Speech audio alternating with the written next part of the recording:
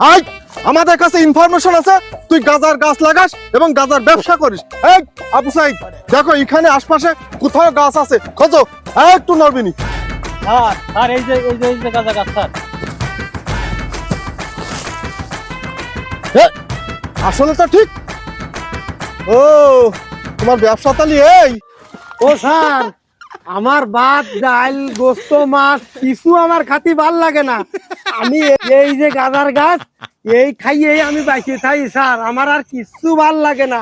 এই খালি আমার জগত খুশি, আমিও খুশি। কোনো কথাই তো শোনা হবে না। আজকে আসামি পাইছি, আমার তো প্রমোশন হবে। আরো মাদক কেস, ঠিক আছে। আয় ও স্যার একটু দাঁড়ান স্যার। এই স্যার আপনার সব এই দেশের সরকারের কাছে আমার কিছু চাওয়ার নেই, শুধু এই গাছটাই আমি চাই স্যার, আর কিছু আমি চাই না স্যার। তুই ওঠ ওঠ ওঠ ওঠ। ও তালি ওই এত অনুরোধ যখন করতেছিস তা ওই গাছটা তোর কাছে থাকুক, আর মাস শেষে আমায় গিয়ে কিছু বোনাস দেয় সিনে, ঠিক আছে? ও স্যার তাহলে তো আমার পুরো কাজ গুছাই এলো।